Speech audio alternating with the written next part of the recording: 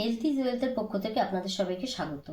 আজকে আমি যে ব্যায়াম এবং একটু প্রাণায়াম দেখাবো সেটা কিন্তু যাদের ইদানিং প্রচুর হাঁটু ব্যথা হচ্ছে, এই হাঁটু যন্ত্রণা বা ব্যথার জন্য আমি দেখাবো।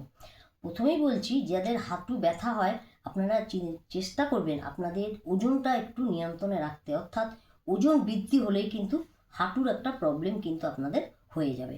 যে কোনো লোকেরই যদি ওজন নিয়ন্ত্রণে থাকে তাহলে কিন্তু হাঁটুর ব্যথাটা চট করে হয় না। কি করতে হবে? আপনার এই ওজন বৃদ্ধিটা অর্থাৎ ওজন নিয়ন্ত্রণে রাখতে হলে আপনাকে কিন্তু কপালভাতি একটু করতেই হবে। দুবেলায় কপালভাতি করবেন, আর কিভাবে করবেন সেটাও দেখিয়ে দেবো। আর আরেকটা হচ্ছে আপনারা ঈষদুষ্ণ গরম জলটা খাবেন, তাহলে কিন্তু আপনার কিছুটা ওজন কিন্তু হ্রাস পাবে। দেখুন, আমি কপালভাতিটা আমি একটুখানি করব, আমার সব ব্যায়ামেই আমার করা আছে, তা আমি দেখাচ্ছি। কপালভাতিটা দেখুন, একটু স্ট্রেটভাবে বসবেন, খালি শ্বাসটা ছাড়া পেটে হাত দিলে আপনি নিজেই বুঝতে পারবেন। দেখে নিন।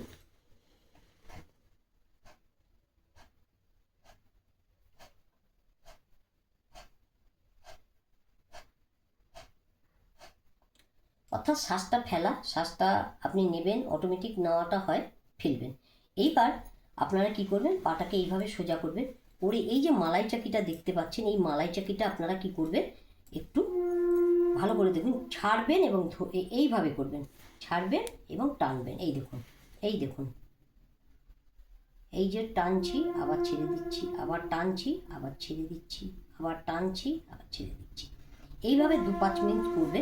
করে আপনারা কি করবেন, এই পাটাকে, হাঁটুটাকে আস্তে আস্তে এইভাবে করবেন, এই যে ধরে ধরে, তাড়াহুড়ো একদম করবেন না। এই যে আমি যাদের হাঁটুর অত্যাধিক যন্ত্রণা বা ব্যথা তাদের জন্য বলছি, খুব ধীরে ধীরে করবেন, এই যে তাড়াহুড়ো করতে যাবেন না।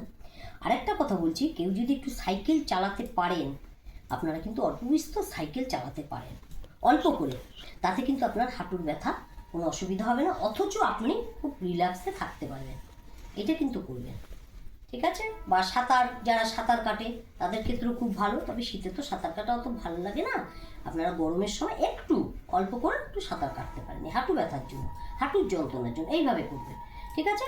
করা হয়ে এইবার আপনারা কি করবেন, যদি না পারেন এইভাবে চেয়ারটাকে নিয়ে বসবেন, চেয়ার ধরে ঠিক এইভাবে যেমন উঠবাস করে ঠিক সেইভাবে আপনারা 2-5 মিনিট করবেন। দেখুন আমি কিভাবে করছি। মনে করুন এখানে একটা চেয়ার আছে, আপনি হয়তো পারছেন না, চেয়ারটা ধরে নেবেন, ঠিক এইভাবে করবেন।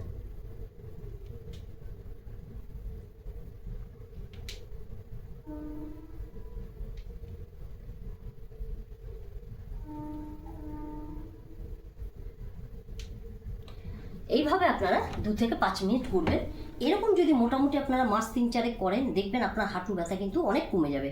আরেকটা যেটা করবেন, গরম জল, গরম জলের সেকটা কিন্তু আপনারা যদি পারেন 3 বেলায় গরম জলের সেকটা দেবেন।